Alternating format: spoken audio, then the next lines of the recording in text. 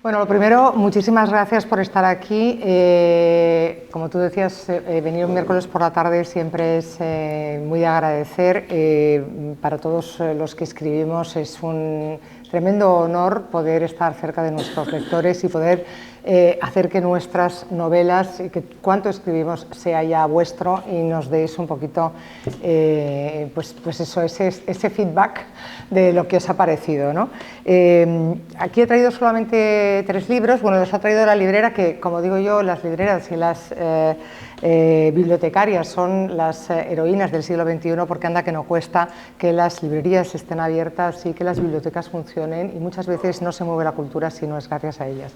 Y he traído 3 títulos en buena medida porque ya he venido con ellos antes aquí a Castellón de la mano de Patricia, y porque ya formo un poco parte de la familia de esta terreta, como ella dice. Yo siempre digo que es un poco hermana, y curiosamente cuando escribí ese libro que fue Premio Letras del Mediterráneo, La chica a la que no supiste amar, pues la tuve casi de ayudante y de primera lectora, porque la llamaba y le decía, por favor, ¿tú crees que aquí cabrá un cadáver?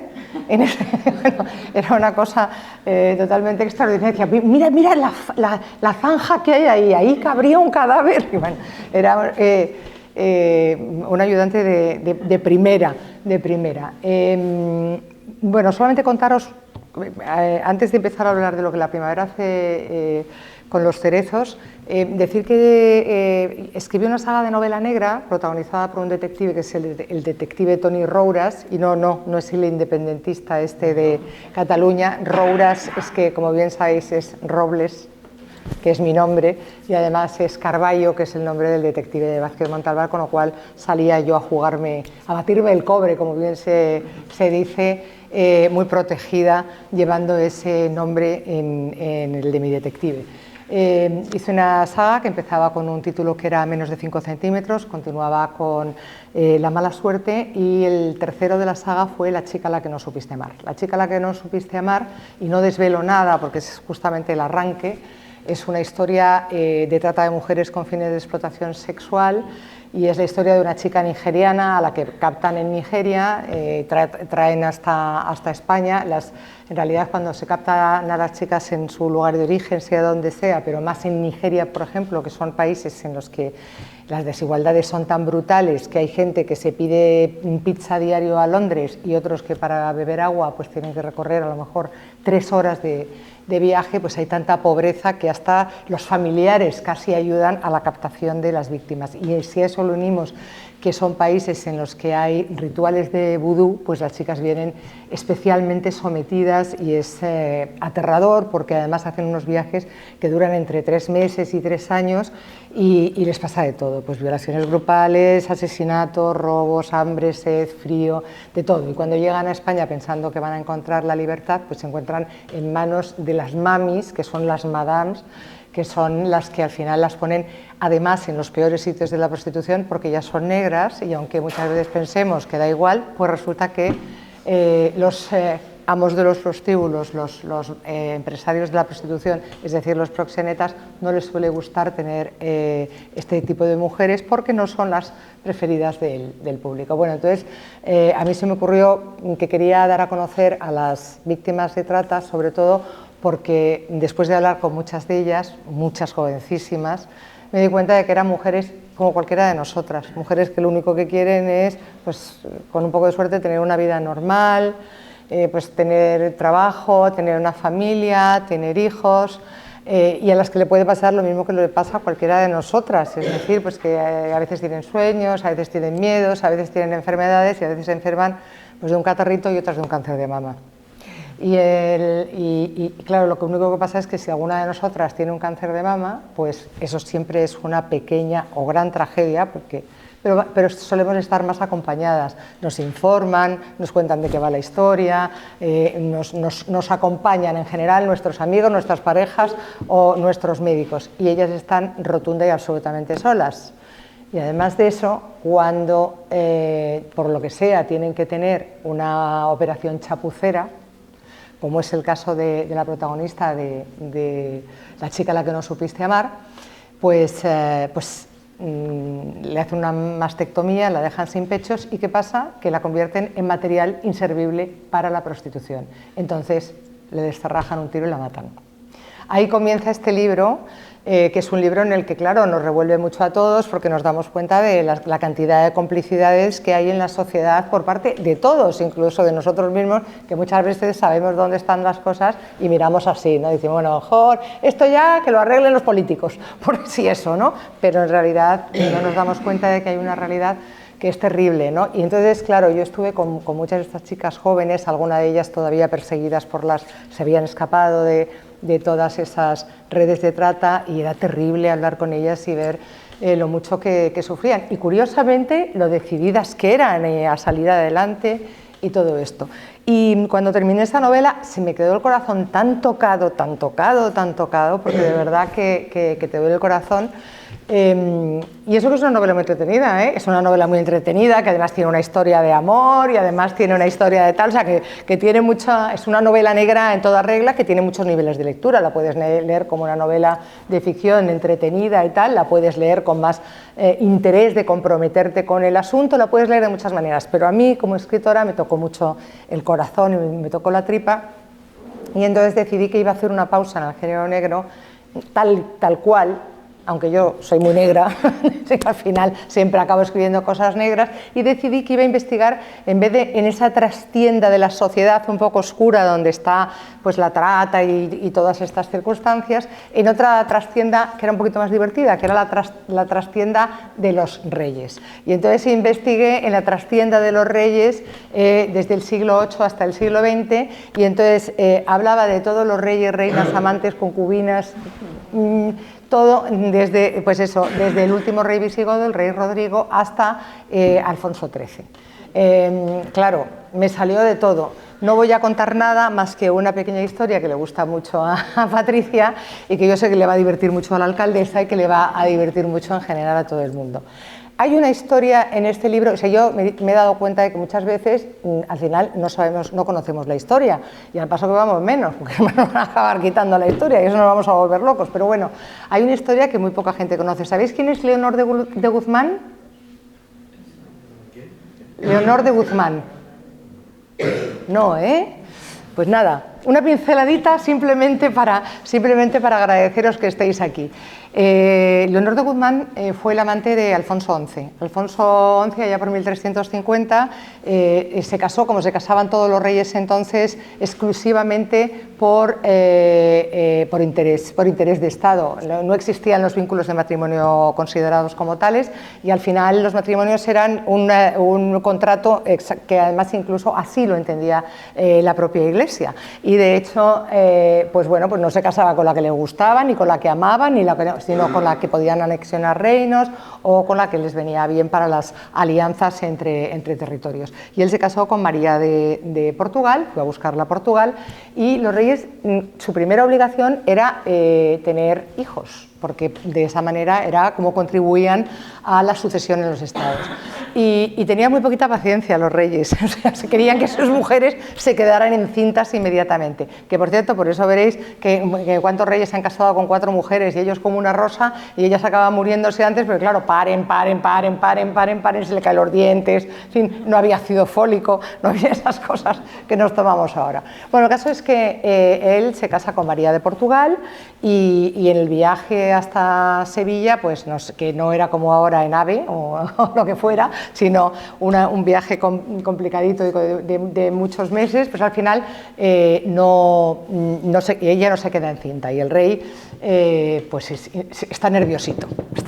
El caso es que hacen una recepción en Sevilla, y en esa recepción en Sevilla invitan a toda la crème de Sevilla, entre la que se encuentra Leonor de Guzmán, que es una joven viuda de la alta sociedad, una chica guapísima y además muy inteligente y muy tal y muy cual, que en cuanto entra a los reales alcázares, cruza la mirada con el rey, se miran y se acabó. Y entonces está de concubina del rey 23 años. Ya os podéis reír todos de Corina y de todo lo que queráis. 23 años de concubinato. Bien, entonces en esos 23 años ella está considerada la reina de facto tanto dentro como fuera de España. E incluso sus detractores, porque mientras ella va teniendo, porque ella tiene 10 hijos con el rey y los va colocando en los mejores sitios y se va haciendo su buena carterita y tal, pero incluso sus detractores no se pueden meter lo suficientemente con ella porque ella le da tan buenos consejos al rey que es que va bien para el propio Estado de España, la tienen muchísimo respeto, incluso, como digo, sus detractores. Mientras tanto, la otra, la pobre María de Portugal, fijaos, intenta quedarse embarazada, porque claro, el rey está aquí y allá, y se queda embarazada una vez, pierde al hijo, pero por fin se queda embarazada del heredero, que es Pedro, que luego va a ser Pedro I el Cruel. Bueno, cuando muere Alfonso XI, que muere justo después de venir del campo de batalla, tiempos de la peste, se contagia de la peste, y quien le está esperando en la tienda con el pendón de Castilla es Leonor de Guzmán. Él se tira a sus brazos y muere en sus brazos de una manera muy romántica. Y ella coge el cuerpo del rey, ni corta ni perezosa, un caballo, y se va a Sevilla a llevárselo a la legítima. Imaginaos cómo le esperan ella y Pedro I el Cruel, que ya es el rey. Así te vas a enterar, bonita, que ahora me toca a mí. Bueno, entonces la meten en los reales alcázares para inhabilitarla, ¿no? Pero ella, como es tan inteligente, desde allí sigue orquestando temas políticos, incluso orquesta el matrimonio de su hijo, de uno de sus hijos, a otro le sigue colocando aquí. Y cuando se da cuenta María de Portugal y el rey decide mandarla a Talavera de la Reina y la mandan a asesinar. ¿Termina aquí la historia? No, porque unos años después, uno de los hijos de Leonor de Guzmán y de Alfonso XI, que este sí os va a sonar, va a ver a su hermanastro, lo mata y ocupa su lugar en el trono. ¿Cómo se llama este buen señor? Se llama Enrique de Trastámara. ¿A qué se os suena? Bueno, pues Enrique en ese momento ocupa el trono y de esa manera se pasa de la casa de Borgoña a la casa de Trastámara. ¿Y quién pertenecía a la casa de Trastámara tanto por un lado como por el otro? Los reyes católicos. Así que los reyes católicos descienden de una concubina. Para que sepamos cómo las decisiones se toman en las distancias cortas y cómo los amores de todos cambiaron la historia. Esto tiene mucho que ver con no se puede juzgar nada, porque no se puede juzgar el pasado con los ojos del presente. Si lo hacemos, nos equivocaremos, y ahora vamos con este libro y ya os voy a decir por qué. Porque dentro de 20 años o de 30 o de 40 van a hacer lo mismo con nosotros. Porque todo lo que pensamos que estamos haciendo bien, dentro de 20, 30, 40, 50 o 60 van a decir, pero estos burros que hacían eso, ¿cómo es posible? Es así. O sea que mejor entender el pasado y si hay alguna cosa que no nos gusta,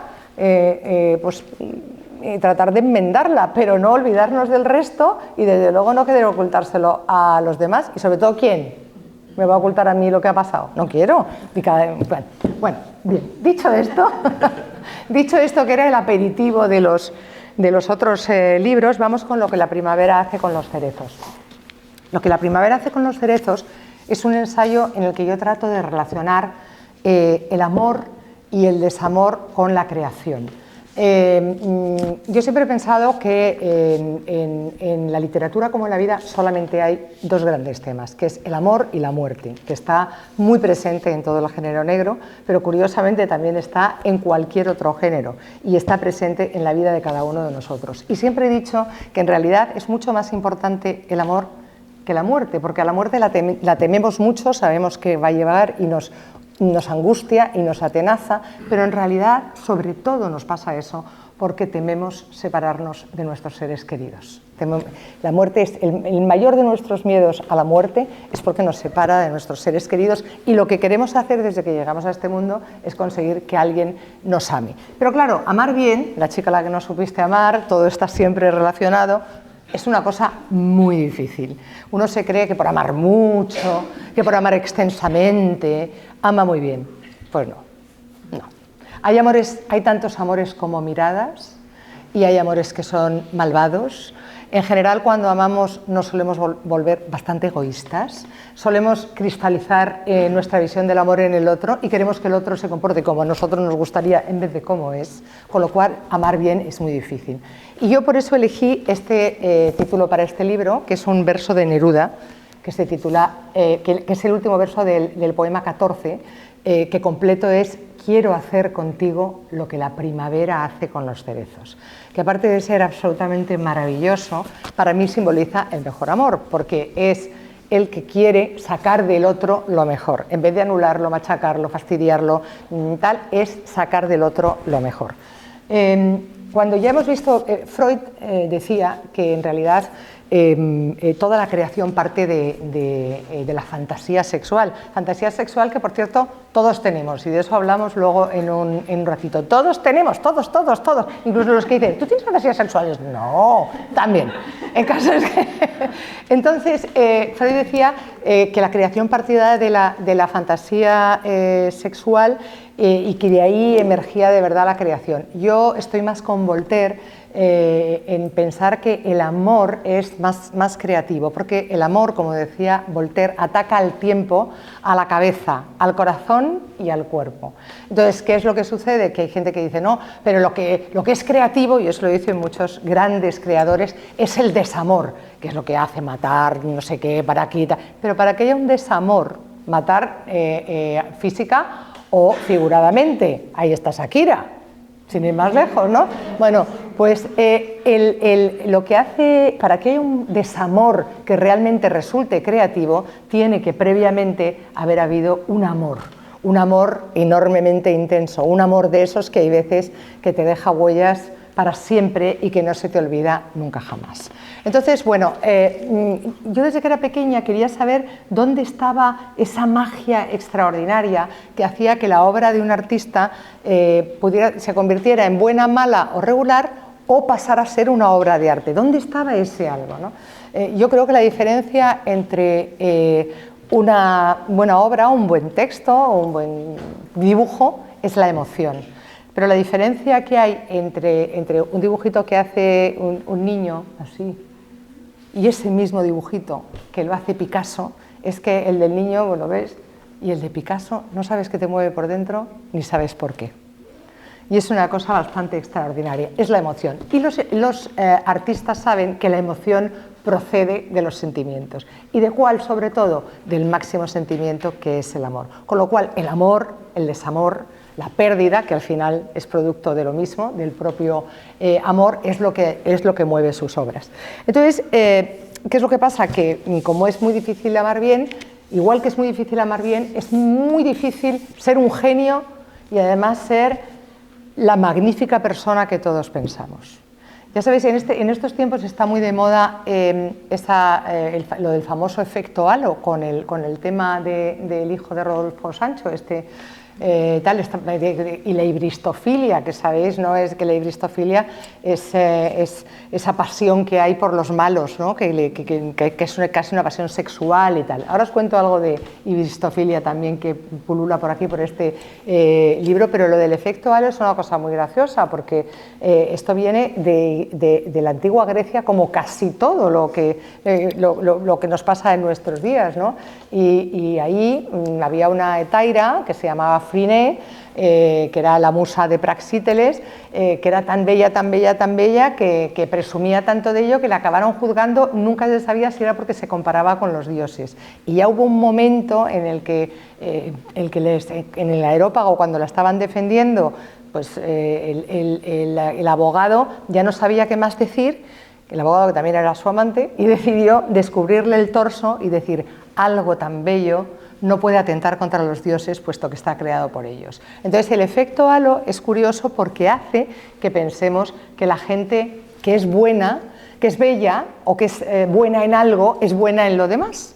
Entonces, es curioso porque además, según las estadísticas, que luego se ha ido estudiando con el paso del tiempo, a las personas guapas incluso les ponen menos multas, las contratan más en los trabajos, y otras circunstancias que son verdaderamente extraordinarias. Pero lo cierto es que por hablar de amor maravillosamente, pues a lo mejor no eres una buena persona. ¿Como quién?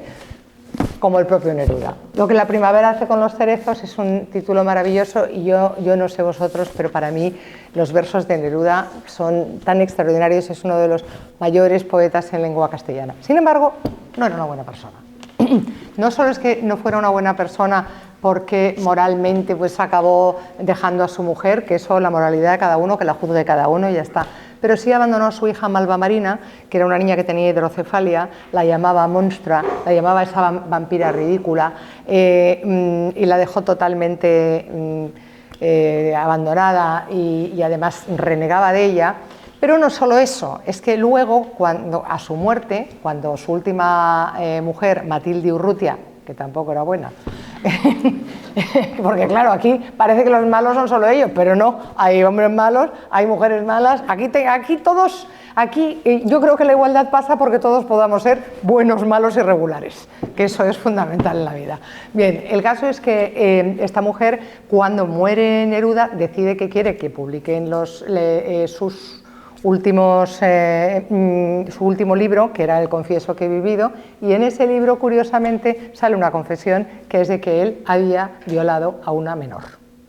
Con lo cual, claro, entonces ahí empezamos ya a se nos da la vuelta a la cabeza y entonces empezamos con teoría de la cancelación, ahora ya nunca más versos de Neruda, tal. Bueno, mi punto de vista, ya os lo digo directamente porque queda bien aclarado aquí al final de este libro. Yo siempre digo que al que delinca, que lo metan en la cárcel, y si hace falta, pues que tiren la llave y que no salga nunca más, pero que no dejen a la humanidad sin ese genio que le ha otorgado la naturaleza, porque entonces a quien castigamos es a la propia humanidad en vez de castigarle a él. Ahí, en todo caso, le quitamos los derechos de sus obras, pero desde luego que no se las quitemos a la humanidad, porque lo que está claro es que si mañana descubriéramos que Fleming había sido un descuartizador, tampoco íbamos a dejar de utilizar los antibióticos, y seguramente si descubriéramos que Thomas Alva Edison había matado a su gato, tampoco apagaríamos la luz del mundo.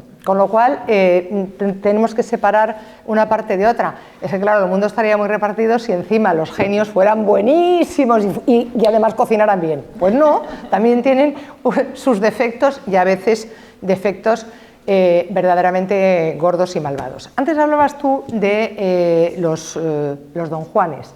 Y de los Don Juanes, bueno, de los Don Juanes voy a hablar luego porque me voy a ir directamente a las negruras, ya que estamos en Oropesa Negra. Cuando digo esto de Neruda, pues podría hablar de Neruda, podría hablar de Picasso. Picasso tuvo varias mujeres, las 4 mujeres que marcaron la obra de Picasso, extrajo de ellas absolutamente todo lo que pudo de cada una de ellas, pero las maltrató, las vejó, las machacó, algunas hasta las quemaba con cigarrillos, y ellas aguantaban, o sea que era una cosa tremenda. Y después de tener su relación con él, incluso 2 de ellas se suicidaron. ¿Habría que cancelar a Picasso? Pues yo personalmente creo que no. A mí que me regalen un Picasso ahora, si tenemos un Picasso ahora aquí, lo metemos en la cárcel, o hacemos con él lo que tengamos que hacer, o lo castigamos como sea, pero insisto, hay algunos casos que son más sorprendentes, porque por ejemplo cuando yo descubro que John Lennon también fue un maltratador, la gente dice: ¿John Lennon? ¿El pacifista? ¡Qué barbaridad! Pues John Lennon, con su primera mujer, que además escribió una biografía muy sangrante, no solamente maltrató a esa mujer, sino que maltrataba a todas sus fans, y él lo reconoció públicamente, dijo que tenía una relación con la droga espantosa, pero menos mal que vino Yoko Ono para salvarle. Pero mira, le quitó de los Beatles y nos dejó sin buena parte de su genio. Os voy a hablar de la máxima oscuridad, tal vez, porque aquí, cómo no, le iba a dedicar un apartado a los creadores del noir. Porque, lógicamente, claro, cuando uno habla de los creadores del noir, piensa: ¿qué tendrán estos señores en la cabeza? ¿Qué tendrán estos señores y señoras en la cabeza? Hay que ver cómo matan, que es una cosa increíble, ¿no? Es muy gracioso porque cuando hablas de las de romántica dices: mira, estas tienen que ser en su casa, no sé cómo. Pues no, tampoco, ni uno ni otro, ni unas matan en su casa, ni las otras son súper románticas. Pero curiosamente hay la historia de, como todo proviene de la infancia, y eso me lo decía pronto. Es verdad que las historias de los creadores, los máximos creadores de género negro, por lo menos los más clásicos, nos sorprenden con algunas historias, con esa trastienda verdaderamente oscura. Yo aquí hablo, por ejemplo, de Dashiell Hammett, de Chandler, de Simenon, de Patricia Highsmith, sin ser negro pero tangencial, de Philip K. Dick, y todos tienen unas biografías verdaderamente oscuras. Simenon era un tipo, yo a Simenon lo llamo el tipo de las 10.000 mujeres. Él le dijo a Fellini que había tenido más mujeres que él y que había tenido 10.000 mujeres. Yo lo de las 10.000 mujeres lo pongo en duda, igual que pongo en duda las no sé cuántas mujeres que confiesa Julio Iglesias o las que confiesa Bertín Osborne, pero está claro que parece ser que tuvo muchas mujeres, entre ellas muchas prostitutas. Es curioso porque parece ser que este hombre, que tenía un talento verdaderamente excepcional y que era capaz de escribir una novela en una semana e incluso de dictar una novela en un día, es increíble. Admiradísimo por García Márquez. De hecho, yo cuento aquí una anécdota muy curiosa de García Márquez, que desde sus primeros años se le perdió un cuento de Simenon y se pasó durante años y años y años buscando ese cuento, hasta que por fin le encargaron prologar una edición de Tusquets y dijo: sí, pero por favor, si me localizáis este cuento. Y cuando lo leyó, por supuesto era un cuento distinto, porque uno también es distinto y recibe de manera diferente lo que lee, ¿no? Bueno, pues Simenon era un hombre a que su madre no quería. La madre de Simenon quería mucho a su hermano, pero no quería a su otro hijo, y entonces él estuvo tremendamente marcado por esta relación con su madre. Es increíble pensar las relaciones de amor de las madres y de los padres, cómo marcan de una manera definitiva a todos los autores y todas las vidas y todas las obras de los autores. Y entonces, en el caso de él, pues tuvo mucha relación con distintas mujeres, incluida Josephine Baker, que es curioso. Tuvo muchas relaciones, insisto, con mujeres prostitutas, porque él decía que para él era imprescindible tener relación con mujeres, y escribía de una manera verdaderamente salvaje, hasta que murió su madre. Cuando murió su madre, nunca más volvió a escribir una novela. Una cosa verdaderamente curiosa, verdaderamente curiosa. Él además tuvo una tragedia, que fue la muerte de su hija, pero lo que más le marcó, lo que definitivamente le marcó, fue la presencia de su madre, que por supuesto no le leía, que era una cosa particular. En el caso de Dashiell Hammett, ya sabéis que primero era detective de la agencia Pinkerton, luego pues nada, se hizo famoso con su primera novela, y a partir de ahí, bueno, él se enamoró lo diré, ahora a que se me va a ir el nombre de esta mujer. ¿Cómo se llama la mujer de Dashiell Hammett?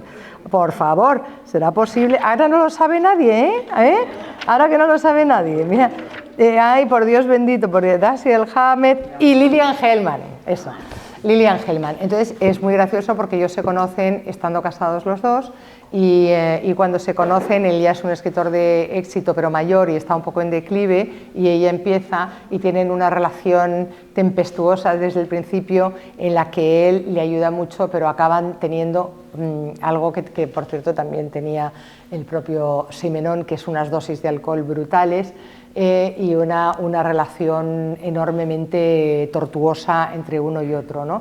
Una relación además de enorme envidia entre ellos, porque dos artistas juntos siempre es muy complicado, y porque él, insisto, cuando él le empieza a apoyar, empieza su declive y ya no vuelve a escribir nunca más. En el caso de Raymond Chandler, por ejemplo, es curioso porque Raymond Chandler tiene una vida muy apasionante, y Raymond Chandler se casa con una mujer 10 años mayor que él, que ahora es una cosa bastante normal, pero en su época no lo era, y era una mujer bellísima, había sido una modelo, fue el grandísimo amor de su vida y fue la que marcó las pautas de todo. Eso sí, le estuvo poniendo los cuernos desde el primer día que la conoció hasta el último. O sea, ella hasta le puso una habitación al lado de su despacho para que por lo menos estuviera cerquita. Pues, así son las cosas, ¿eh? Aquí cada uno que haga lo que quiera, no se puede juzgar. Y el caso es que cuando murió su mujer, él entró también en un declive brutal, tanto en Hollywood como en sus novelas, y lo único que consiguió es que su agente y otra más trataran de sacarle todo el dinero que él había ganado a lo largo de su vida y que se peleasen por su fortuna. Y ahí está mi preferida, que es Patricia Highsmith, que es un ser, en fin, tremendo. Una mujer que escribía con una mano y pintaba con la otra, una mujer que parecía que tener dos vidas. Tenía un diario en el que contaba todo lo que le pasaba y una vida que era la que vivía. Una mujer que era lesbiana, pero trató de curarse su lesbianismo haciendo terapia. Por supuesto que se va a curar, como si te curan los ojos verdes.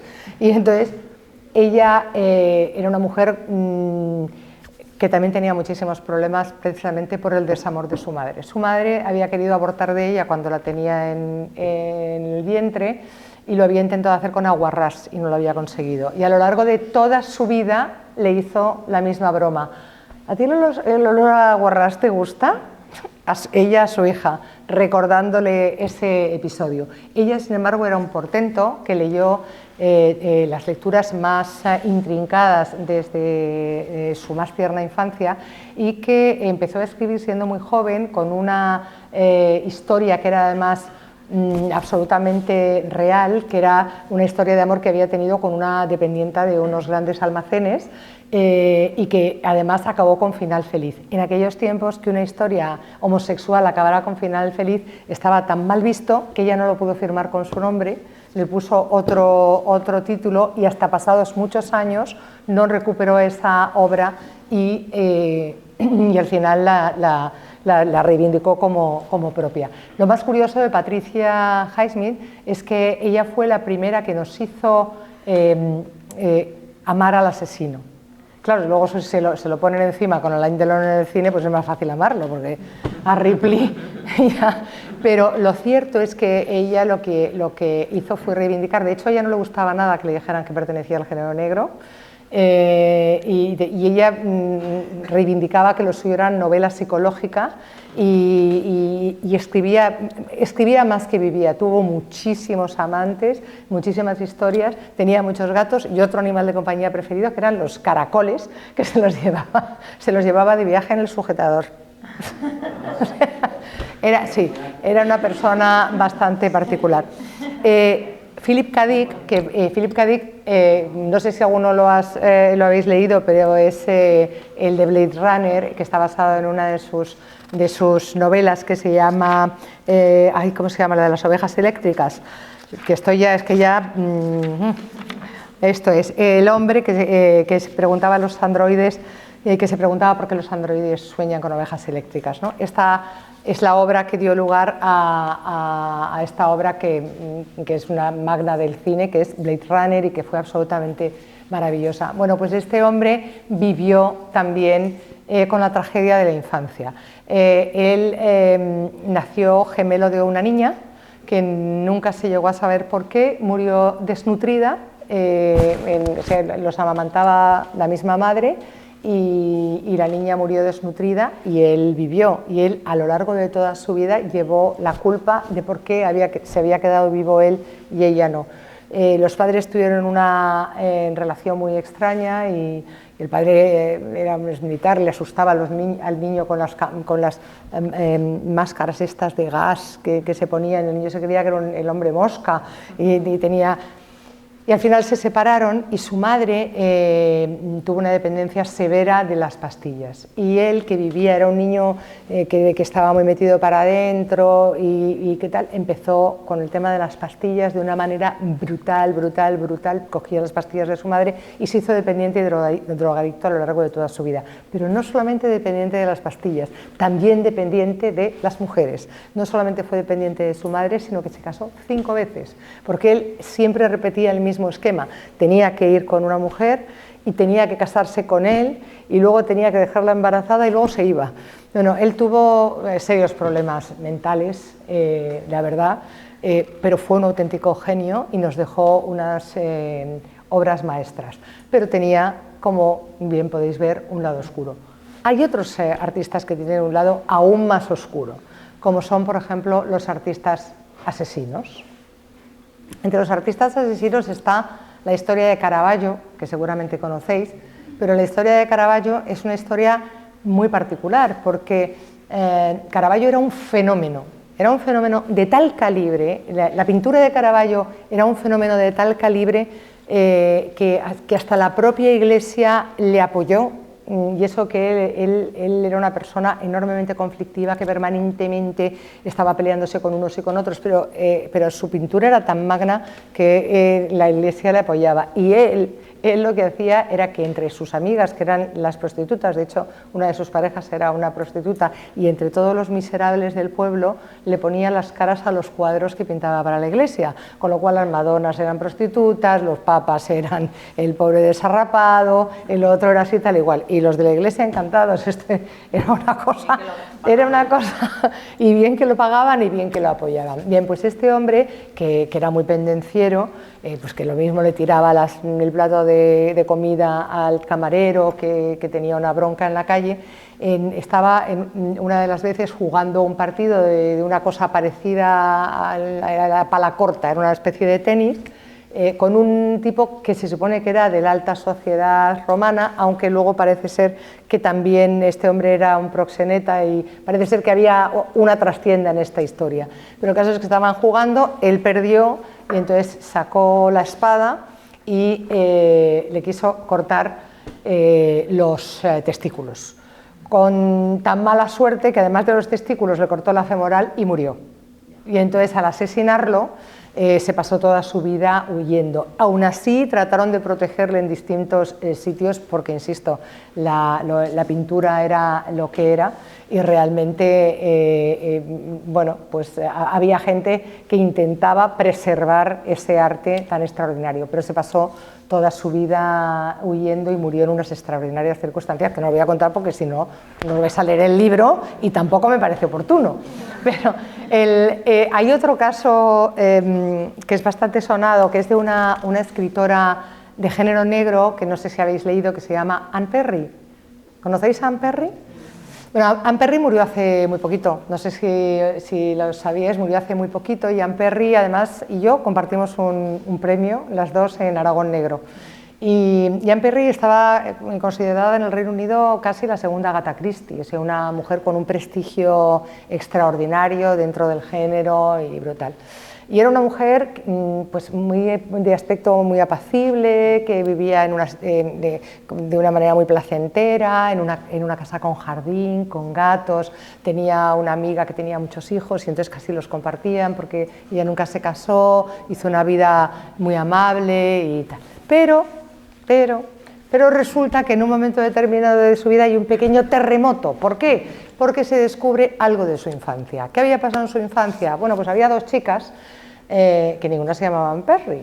Una se llamaba Juliet y otra se llamaba Paulina.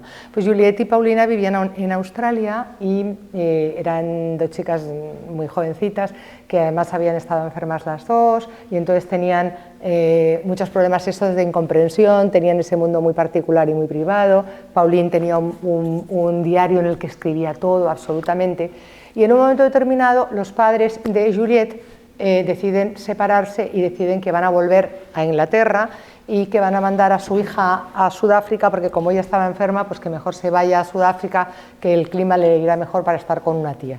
Y claro, Pauline se queda hecha polvo y Juliet igual, y entonces le piden a sus padres que por favor les dejen vivir juntas, que les dejen irse a vivir juntas, que no las separen, qué tal. Y la madre de Pauline, que era de una familia muchísimo más humilde, el padre pescadero, y no sé qué, dije que de ninguna manera, porque además la amistad de sus hijas ya les parece que raya en eso así como un poco extraño, ¿no?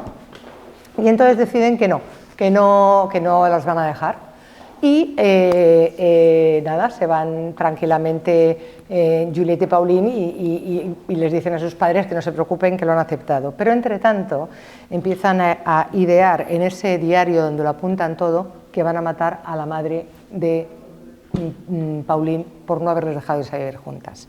Y entonces un día se la llevan al campo tranquilamente y cuando menos se lo espera sacan del bolso un ladrillo, le ponen una media y la matan de 45 golpes a la madre, 45 golpes, la dejan tirada hacia arriba y totalmente destrozada.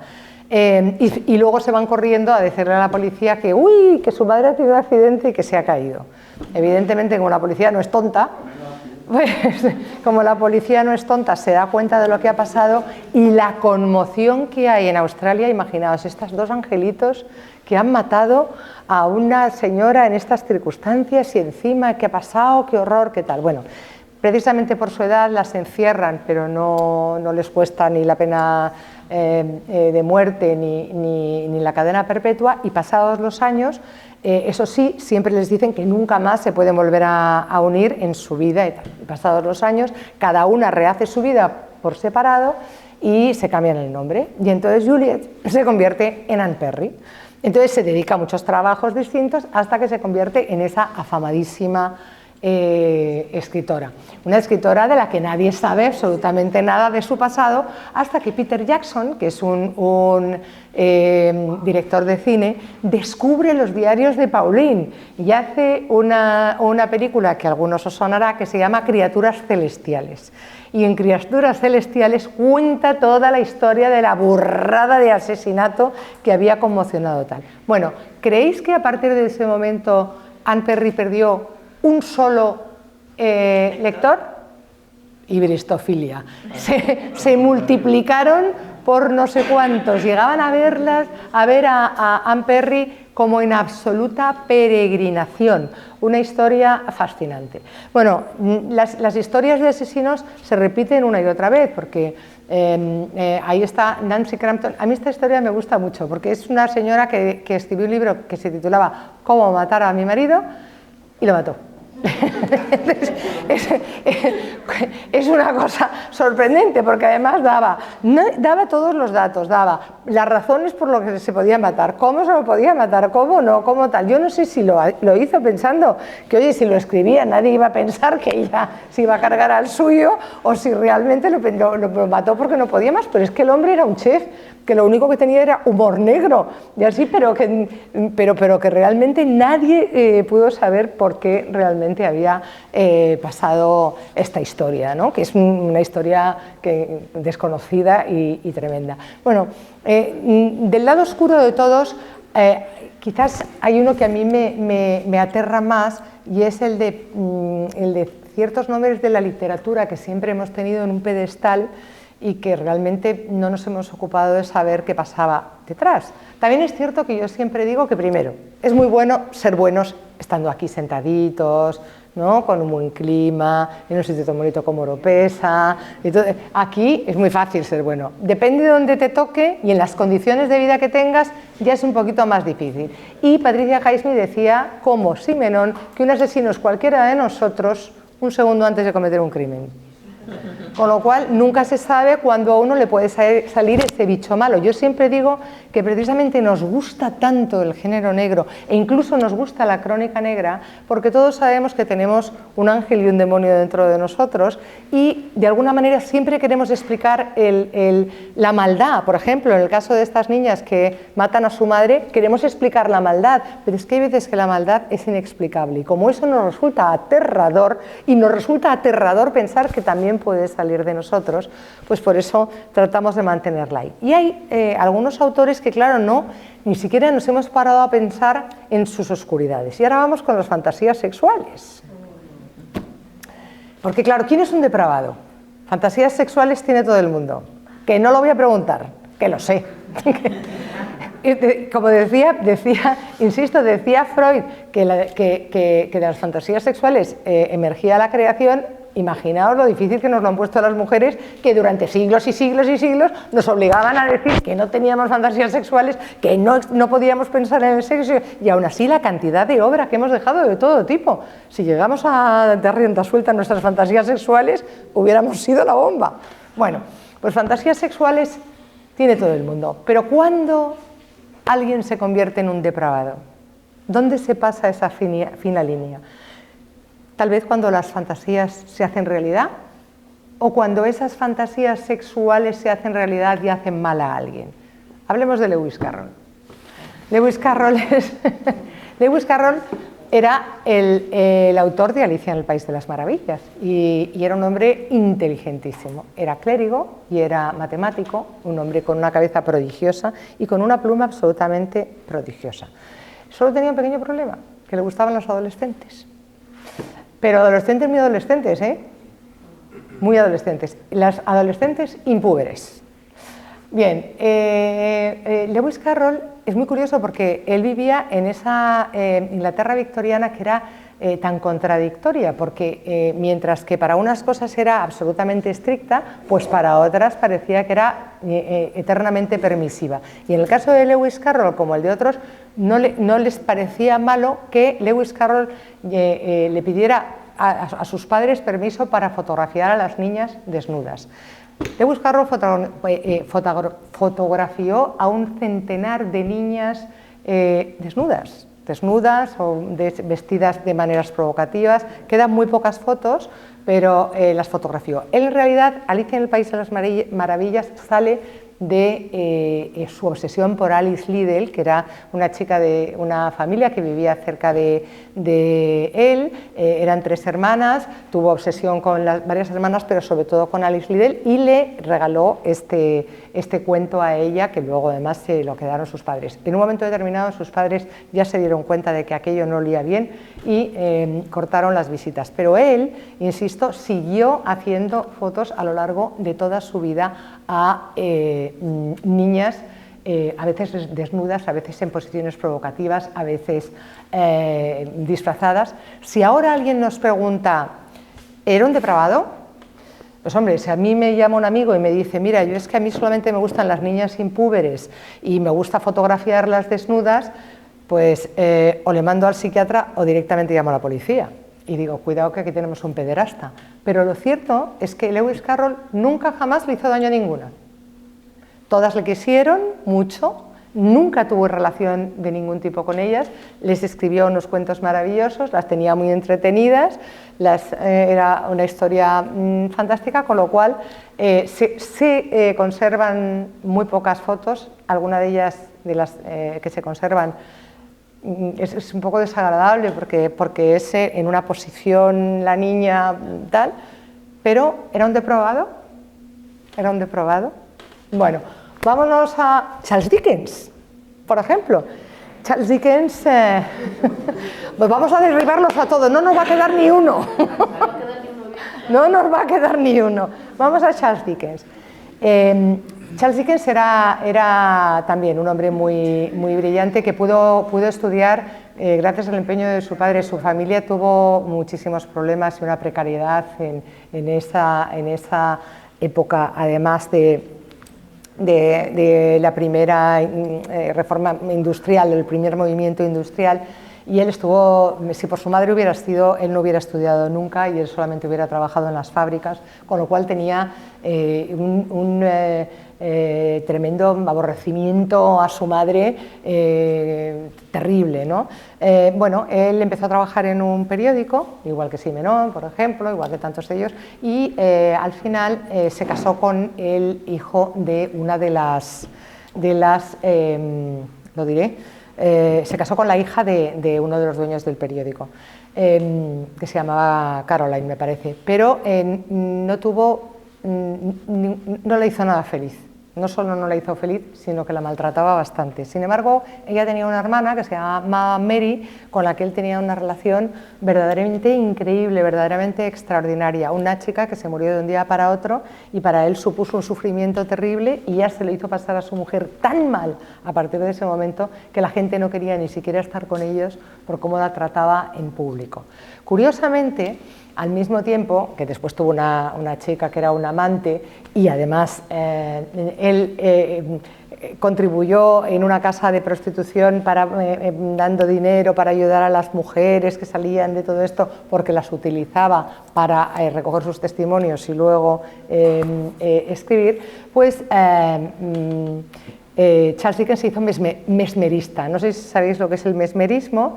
Mesmer es el que anticipa el hipnotismo. Mesmerismo es el que piensa que los fluidos son los que mueven el mundo y él que en la época de Dickens lo que había era mucha gente que creía en las ouijas, en el contacto con el mundo del otro lado, etcétera, etcétera, pero sin embargo Charles Dickens, que escribió el famoso cuento de los fantasmas, no creía, se reía de los fantasmas, no creía nada en el mundo del más allá, sin embargo creía en la ciencia, como decía él, en el mesmerismo y en el hipnotismo. ¿Qué es lo que pasa? Que en aquella época recordaréis que a las mujeres las trataban muchas veces de los nervios porque decían que estaban histéricas. El histerismo ya sabéis que era el orgasmo. Entonces, pues bueno, el orgasmo era... Y entonces, de hecho, en Estados Unidos se produjeron entonces varios consoladores que no era para que la mujer disfrutara, era simplemente para quitarle ese nerviosismo terrible que había que quitarle de alguna manera. Y entonces los mesmeristas y los hipnotistas decidieron tratar a las mujeres de ese nerviosismo y ese histerismo que tenían ellos mismos. Y claro, cuando Charles Dickens lo hacía con su mujer, vale, pero cuando lo dijo con la mujer de un banquero, pues al banquero no le pareció nada oportuno, ¿no? Tenía, como veis, ¿era un depravado? Un poquito. Para el banquero sí, ¿no? Para el banquero parece que sí, para el banquero parece que no. No sabemos si era un depravado. No sabemos si era un depravado. ¿Era un depravado Berlanga?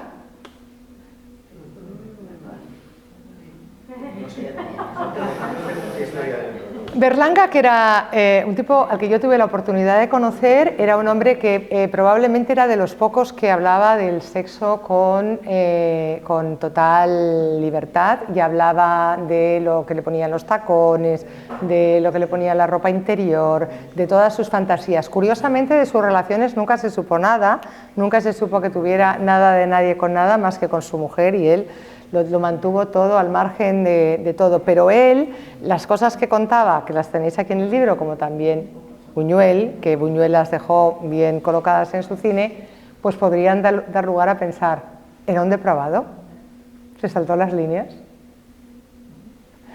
Bueno, tuvo que contarlo todo muy a escondidas, ¿no? Con mucho cuidado, porque si no bueno, estaba censurado. En el caso de Berlanga, lo que pasa tanto de Berlanga como de Buñuel es que eran unos verdaderos artistas y entonces eran capaces de rodear la censura de la manera más curiosa y transformar cualquier cosa en una parodia. Ahí está una de las obras maestras del cine de Berlanga, que es El Verdugo, que era una crítica brutal al régimen, que sin embargo se convertía en una comedia entretenidísima y divertidísima. Claro, si uno la mira desde el punto de vista de la comedia, no se da cuenta de lo que él realmente está denunciando. Él lo hacía a través. Pero es curioso, porque el planteamiento que yo os estoy haciendo es un planteamiento que va un poco más allá, ¿no? Es pensar dónde está la línea de las cosas, ¿no? La línea de las cosas buenas y la línea de las cosas malas. Y ahí me voy a los Don Juanes. No sé cómo vamos de tiempo, Patricia, que yo me enrollo. Depende de quién tenga que irse a casa a cenar, son las 8:04. Bueno, ¿me dejáis que os cuente dos historias más o queréis preguntar? ¿Preferís preguntar? Bueno, os cuento los de los Don Juanes, que tiene bastante gracia. Os cuento que el mito de Don Juan, que todos lo conocéis, es un invento español, es un personaje que hemos trasladado a todas las artes de todo el mundo, en todas las disciplinas artísticas de todo tipo, absolutamente de todo. Me voy a quedar sin contarle la de Artemisia Gentileschi, bueno, que claro, no me da tiempo a todos, lo tenéis que leer. Bueno, pues es muy curioso porque, claro, este personaje, aunque tiene ciertos antecedentes, lo inventó un clérigo, Tirso de Molina, ni más ni menos.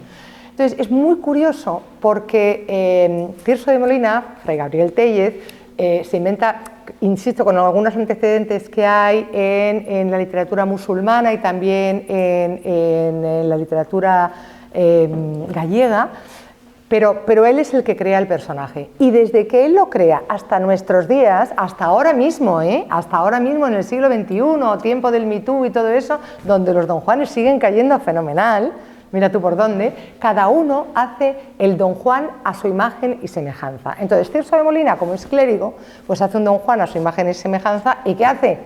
Lo quema en las llamas del infierno, como está mandado, porque claro, después de, ¿no? Lógicamente lo quema en la llama del infierno. Zorrilla hace que su doña Inés lo redima. ¿Por qué? Porque Zorrilla se fue de mujer en mujer y tiró, porque me toca, mira lo talentoso que era, hizo su Don Juan en 21 días, en 21 noches de insomnio porque no aguantaba a su mujer, con la que se había casado, se iba de una en otra. Bueno, Zorrilla hizo de todo, de todo, o sea, tiene en su cosa hasta esclavitud, con eso te lo digo, tiene de todo. Pero ¿qué hizo? Crear un Don Juan a su imagen y semejanza, y por supuesto lo tiene que redimir doña Inés, él con el amor lo redime, porque lógicamente no va a acabar conmigo, que yo soy Don Juan.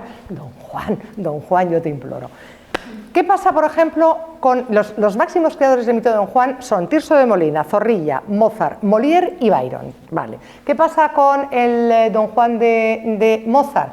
Pues Mozart, que era un tipo que también tuvo sus más y sus menos, que primero quiso casarse con Aloysia Weber y como no pudo, luego se casó con su hermana y que tuvo bastantes historias por ahí, hizo el libreto de Don Giovanni con Da Ponte, que era un tipo que decía que tenía más amantes que Julio Iglesias. Y entonces, oye, la cantidad que hay, que presumen de todo esto. Entonces decidieron hacer un Don Giovanni a su imagen y semejanza, es decir, un Giovanni que era una ópera bufa, con muchísimo humor, en el que el Don Juan se ligaba a mujeres y mujeres y mujeres y mujeres y mujeres como ellos. ¿Qué pasa con el Don Juan de Molière? Pues el Don Juan de Molière es un Don Juan muy oscuro. ¿Por qué? Porque Molière tenía una vida muy oscura. Molière monta una compañía de teatro con una señora con la que tiene una relación profesional y cuando esta señora muere, él se casa con la hija de esta señora. Pero tiempo después se descubre que, aunque nadie lo ha contrastado, parece ser que en realidad era su hija con la que se casó. El Don Juan de Molière es probablemente el más prohibido de la historia. Lo prohíbe la Iglesia, lo prohíbe todo el mundo porque es un Don Juan lleno de oscuridades, etcétera, etcétera. ¿Y cómo es el Don Juan de Byron? Pues Byron es que es un tipo bastante particular. Byron es un tipo que, no sé si lo sabíais, pero nació con una cojera, también tenía un problema con su madre de aquellos, y nació con una cojera y precisamente por la cojera su primer amor, que fue su prima, le rechazó. Y entonces él desde siempre hasta intentaba andar de una manera determinada para que no se le notara, y toda su obsesión era que le conquistaran, que le conquistaran, que le conquistaran. Este sí que tuvo conquistas. Conquistas y conquistas y conquistas por todos lados. ¿Cómo es el Don Juan de Byron? Pues es completamente distinto a los demás. Es como una señorita que no puede resistirse a la tentación, porque lo único que le gustaba a él es que a él le conquistaran, le conquistaran y le conquistaran. Es muy curioso, pero lo más curioso de todo es que el Don Juan cae muy bien y sigue cayendo muy bien ahora. Y yo me sigo encontrando ahora, de pronto me voy con 4 amigas y de pronto viene una y dice: oye, es que me gustan los malotes. ¿No te toca las narices? ¿Que te gustan los malotes? ¿Cómo que te gustan los malotes?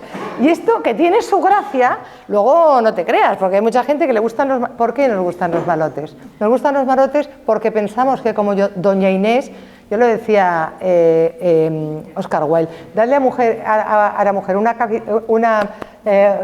un motivo para el sacrificio y la haréis feliz. Bueno, pues las mujeres pensamos que vamos a redimir al Don Juan, que lo vamos a cambiar. Pues no, no cambian ni los hombres, ni las mujeres, ni los perros, ni los gatos. Nadie cambia, absolutamente. Y los don Juanes, menos. Así que los malotes, lejos. Entonces, eso es así. Pero en el otro lado de las cosas están las mujeres fatales. Y esas nunca caen bien, las mujeres fatales. ¡Qué asquerosas! Las mujeres fatales, qué asquerosas. Desde Eva, que le dio una manzana a Adán. ¿Pero quién se la comió? Vamos a ver, da lo mismo. Eva, las amazonas, las sirenas, todas malvadas, pero malvadas. Bueno, pues yo aquí hablo de algunas mujeres malvadas que podían haber tenido su propia obra, pero que no la tuvieron porque como la vida, entendámoslo, ha habido desigualdad entre los hombres y mujeres desde los principios de la historia de la humanidad, pues al final, ¿quién establecía las normas? Las normas las establecían los hombres y las mujeres, pues no les tocaba más remedio que cumplirlas. Y entonces había algunas que decidieron saltarse las normas sociales establecidas, ¿no? Entonces, por ejemplo, Alma Mahler, pues se casó con Mahler, luego con el otro, Lilia Brick igual, Colette, una serie de mujeres, ¿no? ¿Qué hicieron? Saltarse las normas sociales establecidas. Pues entonces, imaginaos, mira, las ponían así las ponían de bonitas y de finas.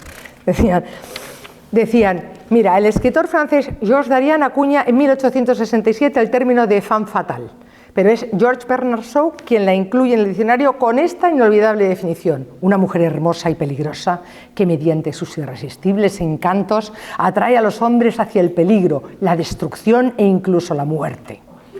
Bueno, Valle Inclán, Oscar Wilde, Marcel Proust, Dumas, Gustav Klimt, Edvard Munch, todos han hablado de las mujeres fatales. ¿Pero qué hacían las mujeres fatales? Pues lo único que hacían era saltarse las normas establecidas por los hombres. Y entonces se decidían a amar a quien les daba la gana, cuando les daba la gana, como les daba la gana y donde les daba la gana. Es decir, ¿quiénes son las mujeres fatales del siglo XXI? Nosotras. Y si alguna no lo es, mal. Así que, bueno, podemos seguir, pero yo quiero, si queréis seguimos, si queréis seguimos, pero lo que vosotros queráis, pero yo creo que a lo mejor queréis preguntar algo. ¿No? Claro, habiendo hablado de mujeres fatales, ahora a ver quién se atreve. Bueno, Juan, muchas gracias porque es que ha sido posible, gracias al apoyo del Ayuntamiento y de la Concejalía de Cultura, poder traer a esta maravillosa mujer y por supuesto, estará aquí para que le preguntéis cualquier cosa, pero también querrá hacerse fotos y firmar muchos ejemplares, así por que supuesto. tampoco hay que robar más tiempo. Para lo que queráis, yo a vuestra disposición, fotos, firmas, preguntas, lo que queráis. Si hay alguna pregunta, por supuesto, no os vayáis sin hacerla, o si no os atrevéis a hacérmela aquí, hacérmela al oído, que con estos temas muchas veces pasa. Pero Marta, dime. Permiso, me gustaría hacerte una pregunta, ¿no? Cuando has estado hablando de toda la investigación que haces para poder luego escribir estas novelas, estos ensayos, la realidad con la ficción, o sea, ¿en qué momento la realidad supera la ficción? Vamos a ver, yo, como soy... Es que por lo que has estado hablando de la trata de mujeres, de todo, o sea, esa sensación de decir, es muy duro, ¿no? O sea, llegar a investigar todo esto, llega un momento que dices, ostras, que no hay película que realmente muestre lo que realmente estoy descubriendo. Cuando leas ese libro te estremecerás, y además a mí me parece fundamental de verdad leer ese libro, y yo hago mucho proselitismo con ese libro porque creo que es una manera de verdad de que nos eduquemos y hagamos algo contra esa lacra que es en nuestra sociedad, sobre todo para que entendamos mejor lo que sucede, independientemente de la versión de cada uno y de muchas cosas y de todo. Tenemos que saber diferenciar lo que es una mujer que ejerce la prostitución, una mujer prostituida, que es una esclava. O sea, hay muchas cosas diferentes y hay que saberlas diferenciar y ver. Y además hay que saber que la prostitución, como el mal, como la estafa, nunca va a desaparecer, ni aunque se legisle de la mejor manera, pero estaría bien que se lo pusiéramos un poquito más difícil a los malos, porque el problema es que o se lo ponemos más difícil a los malos y se lo ponemos un poco más difícil a los puteros y un poquito más fácil a las mujeres, o realmente estamos contribuyendo a un dolor horroroso. Entonces, yo te explico, yo soy periodista para empezar, tengo la obligación de cuando hablo de un tema contrastarlo hasta la saciedad. No es lo mismo un ensayo que una novela. Una novela, por supuesto, tiene una parte de ficción, pero para que yo siempre digo que las ficciones, las novelas no tienen que ser reales, pero sí tienen que ser verosímiles. Y para eso tienen que estar apuntaladas en bases reales, en datos absolutamente reales. Es decir, yo todo lo que te pongo dentro de esa novela es absolutamente real, hasta el punto que hay un prostíbulo que sale ahí, que está cambiado el nombre, pero vosotros lo vais a descubrir. Y se sabe cuál es, y lo sabéis vosotros, lo sé yo, todo. Entonces, estuvo en el Caminás hablando con las chicas. O sea, también estuve en el Caminás, también, o sea, yo no he hecho esto, o sea, creo que cuando uno hace algo así tiene la obligación de hacerlo con responsabilidad. Si no se hace de esa manera, no tiene ningún valor. Entonces, eso en el caso de la novela, que tiene esa obligación. Luego, en el caso del ensayo, por ejemplo, en el ensayo de Pasiones carnales, yo ya digo que, vamos, los datos son absolutamente y rigurosamente reales todos, pero lo que hago es que pongo una parte de leyenda, que son los de los primeros siglos, y lo aviso porque en los primeros siglos la tradición era oral y no está todo contrastado y había muchas historias que venían de parte. Luego, la que es absolutamente real está contrastada, de hecho leída por varios historiadores porque no quise que saliera, y con unas páginas de bibliografía que podéis contrastar cuando queráis. Y luego hago unas páginas de ficción muy divertidas en las que simplemente lo que hago es que ficciono el sexo que supuestamente había en ese tiempo. En el caso de Lo que la primavera hace con los cerezos, es un libro que tiene 15 páginas de bibliografía. Hubiera sido imposible que yo lo hiciera si no hubiera leído todo lo que había leído a lo largo de mi vida, porque necesitaba muchísima documentación para recoger todos estos datos, que muchos de ellos se conocen, pero otros no. Y luego había que contarlos de una manera personal, una manera atractiva, y introducir al lector dentro de él. Pero desde luego lo que hay aquí es un aprendizaje brutal. Este libro, además, lo que tiene es que tiene las fotografías de muchos de los artistas que aquí aparecen. Es que me da mucha pena, porque claro, veo cada uno y digo, pero ¿cómo? Pero si no se ha hablado de Frida, no se ha hablado de Artemisia Gentileschi, entonces he contado la historia de Marilyn Monroe. ¿Cómo es posible que no os haya hablado de Hedy Lamarr, el primer desnudo del cine y la precursora de la wifi? ¿Cómo? Pero y son de verdad es un libro que yo creo que si lo leéis no va a ser solamente un libro de lectura, sino va a ser un libro que esté en vuestra vida para siempre. Así que nada. Marta, una pregunta. Dime. ¿Tú crees que la mayor parte de los escritores que se dedican a la novela negra más o menos han tenido algún problema antes para poder escribir esos tipos de libros? ¿O es porque le pega el golpe artístico y dice, bueno, me dedico ahora a la negra? No tiene que ver. La novela negra, por ejemplo, yo siempre quise escribir novela negra porque desde pequeña empecé a leer con Enid Blyton y empecé con la literatura policíaca, y cuando empecé a leer a Edgar Allan Poe ya supe que quería escribir novela negra. De hecho, todas mis redacciones se tiñeron de sangre y a las monjas casi se me vuelven locas a partir de ese momento. Y la novela negra, es que todo depende, porque cada uno tiene su forma de abordarla. Yo me metí en la novela negra, en esa novela clásica que nace en el Chicago de los años 20, o sea, más que la policíaca, donde hay buenos y malos, en esa novela de los años 20, donde todas las sociedades están absolutamente corruptas y aparece un personaje que es ese detective perdedor, que se tiene que saltar la ley para... ¿Es? Marlowe o Spade o Rouras. Y es un tipo que al final lucha por hacer el bien, ¿no? Es un héroe perdedor y es así. ¿Por qué me metí yo en eso? Pues porque no es que tenga vocación de justiciera, pero sí que es verdad que he sido muy comprometida durante toda mi vida. Y a mí me interesa mucho que en la novela tenga capacidad de denuncia, porque muchas veces creo que estamos ya tan hartos de recibir realidad que ya la realidad no nos conmueve, es que no nos conmueven ni las imágenes de las guerras, las vemos tanto que hay un momento en el que ya... Y dice Shakespeare que cuando no te duele el dolor ajeno, te conviertes en un monstruo. Y entonces yo creo que muchas veces, para que te duela, se han hecho tantos documentales de la prostitución, de la trata, de no sé qué, que cuando tú de pronto te encuentras con un personaje como el de mi libro, con cara y ojos, ves lo que le pasa, sientes lo que siente, te conmueve de una manera mejor. Entonces yo creo que la ficción es muy necesaria para conmover al lector, para remover ese corazón endurecido del lector. Lo veremos. Por favor. Si no te he convencido, no me gano el sueldo hoy, ¿eh? Mañana lo pillo. Bueno, pues pasamos a la siguiente pantalla.